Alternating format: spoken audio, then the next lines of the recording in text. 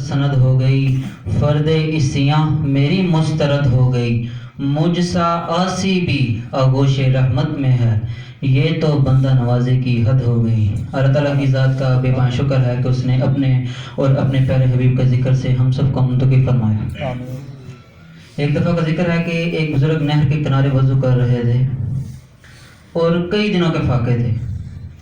کیا دیکھتے ہیں کہ ایک پانی کی سطح سے خوشنما بہتا ہوا سیب آیا۔ آپ نے وہ اٹھایا اور کھا لیا۔ جب کھا چکے تب یہ معلوم ہوا، تب پتہ چلا یہ تو میرا تھا ہی نہیں۔ جب کھا چکے تب خیال آیا یہ تو میرا تھا ہی نہیں، اب اس کا مالک کیسے ملے؟ اب جس سمت سے پانی آ رہا تھا اس سمت سفر شروع کر دیا۔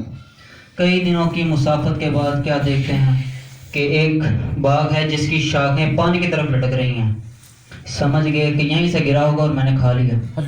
جب مالک باغ کے پاس پہنچے تو ان سے کہا کہ اس طرح ایک سیب پانی کی سطح سے بہتا ہوا آیا ہے اور میں نے کھا لیا، اور میرا غالب گمان یہ کہتا ہے کہ وہ سیب اس باغ کا تھا، اور میں اس سے آپ کی معافی مانگنے آیا ہوں، یا پھر یہ بتائیں کہ اس کا ہرجانہ کیا ہوگا۔ جب مالک باغ نے یہ بات سنی، وہ بھی اہل نظر تھے، سمجھ گئے کہ یہ تو کوئی درگہ یگانہ ہے، یہ تو کوئی گوہر یکتا ہے۔ فوراً تیور بدل لیے، کہا ایسے تو نہیں معافی ملے گی۔ کہا حضور پھر کیسے معافی ملے گی؟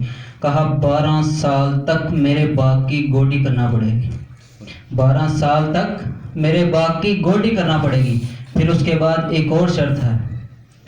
وہ بزرگ کہنے لگے ٹھیک ہے میں 12 سال تک گوڈی کر لوں گا۔ وہ بزرگ 12 سال تک گوڈی کرتے رہے۔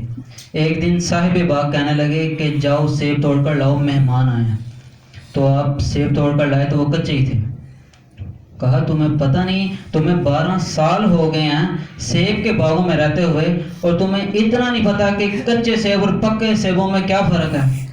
کہا حضور مجھ سے قسم لے لیجئے 12 سالوں میں ایک دفعہ بھی میں نے سیبوں کو نظر دوڑا کر نہیں دیکھا، سیبوں کی جانب نہیں دیکھا۔ میں نے تو ایک سیب کھایا تھا، میں تو اس کی غلطی اب تک بھگت رہا ہوں۔ فوراً سینے سے لگا لیا، کہا تمہاری ایک شرط پوری ہوگی، اب دوسری شرط یہ ہے کہ میری ایک بیٹی ہے جو آنکھوں سے نابینا ہے، کانوں سے بہری ہے، بول بھی نہیں سکتی اور اپاہج بھی ہے، اور میں تمہارا اس سے نکاح کرنا چاہوں گا، اگر تمہیں قبول ہے تو تمہاری معافی ہو جائے گی۔ کہا حضور ٹھیک ہے قبول ہے، میری غلطی بھی معاف ہو جائے گی، میں زندگی کاٹ لوں گا، کوئی بات نہیں۔ ان دونوں کا نکاح ہو گیا۔ بزرگ فرمانے لگے کہ اس کمرے میں آپ کی زوجہ آپ کی منتظر ہے۔ آپ اس کمرے میں داخل ہوئے تو ایک خوب رو دوشیزہ خاتون آپ کی منتظر تھی، تو فوراً باہر واپس پلٹے، اور واپس پلٹتے وقت دروازے کی چوگاٹ سے سر پھٹ گیا اور خون بہنے لگا۔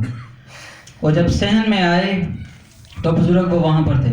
کہا کیا ہوا؟ کہا وہ تو کوئی اور خاتون ہے۔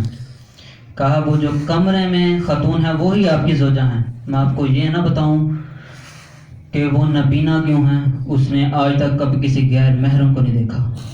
وہ نبینا کیوں ہے؟ اس نے آج تک کبھی کسی غیر محرم کو نہیں دیکھا۔ سبحان اللہ۔ بہری اس طرح ہے کہ اس نے آج تک کبھی کسی غیر محرم کی آواز نہیں سنی۔ گونگی اس طرح ہے کہ اس نے آج تک کبھی کسی غیر محرم سے کلام نہیں کیا، اور اپاہج اس طرح ہے کہ گھر کی دہلیز پار کر کے کبھی باہر نہیں گئی۔ ان دونوں کا نکاح ہو گیا۔ پھر اللہ نے ان کو ایک بچہ عطا کیا جس کا نام تھا الشیخ عبد القادر جیلانی۔ الشیخ عبد القادر جیلانی، محبوب سبحانی، قطب ربانی، جناب غوث الاعظم دستگیر 11ویں والے سرکار، جن کا آج ہم لنگر پکاتے ہیں، آج ہم جن کی محفل سے جا کر بیٹھے ہیں۔